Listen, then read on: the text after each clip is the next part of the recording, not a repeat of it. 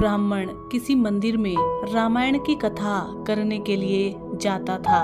ब्राह्मण को कथा सुनाते हुए कई दिन हो गए, लेकिन एक भी व्यक्ति वहां कथा सुनने नहीं आया। एक दिन ब्राह्मण देवता जब कथा पढ़कर वापस लौटे तो भगवान राम की मूर्ति ने अपने पास खड़े हुए श्री हनुमान से पूछा, हे पवन पुत्र, यह बेचारा ब्राह्मण रोज यहाँ कथा करने आता है, लेकिन सुनने वाला कोई नहीं। भक्तों के न आने से ब्राह्मण देवता को रोज ही खाली हाथ लौटना पड़ता है। अब जिस दिन कथा समाप्त होगी उस दिन ब्राह्मण को कुछ ना कुछ जरूर मिलना चाहिए। यदि उस दिन भी कुछ ना मिला तो बेचारे को बड़ी निराशा होगी और हमारी भक्ति से उसका विश्वास उठ जाएगा। हनुमान जी ने उत्तर दिया, भगवान आप इस बात की चिंता ना करें, आपके भक्तों का मैं पूरा ध्यान रखता हूँ। ब्राह्मण देवता की दक्षिणा का इंतजाम कर लिया गया है। जिस दिन कथा समाप्त होगी उस दिन 1000 रुपया दक्षिणा के रूप में उन्हें मिल जाएगा। भगवान राम और हनुमान जी में होने वाली इस बातचीत को एक कंजूस सेठ सुन रहा था। सुनकर खुशी से उछल पड़ा। दौड़ा दौड़ा सेठ ब्राह्मण के घर पहुंचा।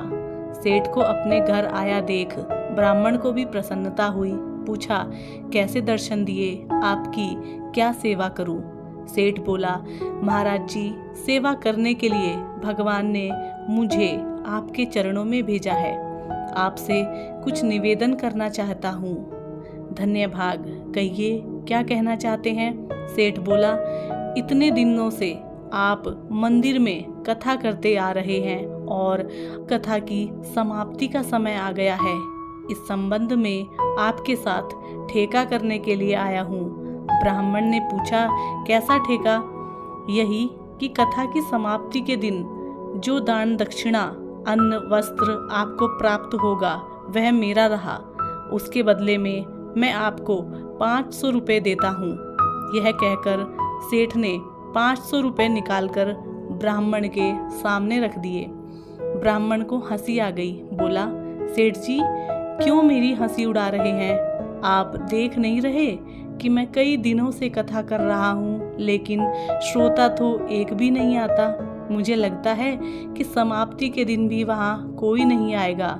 जब लोग ही नहीं आएंगे तो दान दक्षिणा कहाँ से मिलेगी? सेठ बोला, कोई बात नहीं, चाहे कुछ मिले या ना मिले वो तो मेरे भाग्य की बात है। जितना मिलेगा वह मेरा रहा। उसके बदले आप 500 रुपये रख लीजिए। सेठ के आग्रह पर पंडित जी ने रुपए ले लिए। वे मन ही मन प्रसन्न थे। जहाँ एक भी रुपया मिलने की आशा नहीं थी, वहाँ 500 रुपया उन्हें मुफ्त में आया लग रहा था। बात पक्की हो गई। कथा की समाप्ति के दिन सेठ जी ब्राह्मण को लेकर मंदिर पहुँचे। विधि विधान पूर्वक कथा आरंभ हुई। सेठ जी भक्ति भाव से कथा सुनते रहे। कथा की समाप्ति पर आरती हुई, लेकिन रुपया न मिला। सेठ जी ने सोचा, शायद भक्ति भाव और पूजा में कमी रह गई है। ब्राह्मण से बोले कि एक बार और फिर से भगवान की स्तुति करें। ब्राह्मण ने श्रद्धा से दोबारा स्तुति की और अपने घर लौट आए। रुपयों के लोभ में सेठ जी देर तक वहीं बैठे रहे। काफी समय हो गया, रुपया न आया तो हनुमान जी के आगे बार बार हाथ जोड़कर सिर झुकाने लगे। दोपहर हुई, फिर शाम हुई। जब सेठ को रुपया मिलने की उम्मीद न रही तो उसे क्रोध आ गया। उसने पास पहुंचकर जोर जोर से हनुमान जी की मूर्ति पर लात दे मारी। नतीजा यह है कि लात के पड़ते ही सेठ की टांग वहीं फंसी रह गई। तब तो लेने के देने पड़ गए।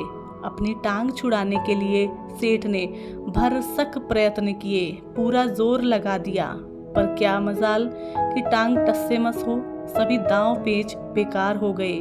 टांग फंसी तो फंसी रह गई। अब क्या किया जाए? चारों तरफ से रात का अंधकार गिरने लगा। अंधेरा होने पर राम जी की मूर्ति से आवाज आती सुनाई दी। भगवान राम हनुमान जी से पूछते हैं, हे हनुमान, आज तो ब्राह्मण देवता कथा समाप्त करके चले ही गए, लेकिन हुआ क्या? कुछ दान दक्षिणा उन्हें प्राप्त हुई या खाली हाथ ही लौट गए? हनुमान जी की मूर्ति से उत्तर मिला, प्रभु, आपके भक्तों को खाली हाथ में कैसे जाने देता? ब्राह्मण देवता बहुत प्रसन्न हैं। कुछ दिन पहले 500 रुपया एडवांस में दिलवा दिया था और अभी बाकी 500 रुपए में टांग गिरवी रखी है। जब तक बाकी की रकम नहीं मिलती टांग नहीं छोड़ूंगा। सेठ ने सुना तो उसकी आंखें खुल गई। उसे लगा कि 500 रुपए दिए बिना टांग नहीं छूटेगी। रात भर वह अपनी एक टांग के बल पर खड़ा रहा।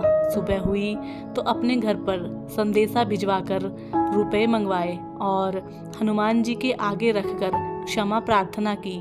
तभी जाकर सेठ की टांग छूटी। दोस्तों, आपको ये कहानी कैसी लगी नीचे कमेंट करके हमें ज़रूर बताइए और अगर पसंद आई हो तो अपने दोस्तों के साथ में ज़रूर शेयर करें और ऐसी प्यारी प्यारी कहानी सुनने के लिए आप हमारे YouTube चैनल से जुड़ें। कहानी सुनने के लिए धन्यवाद। हम आपसे मिलेंगे एक और नई और इंटरेस्टिंग कहानी के साथ। तब तक के लिए नमस्कार, जय हिंद।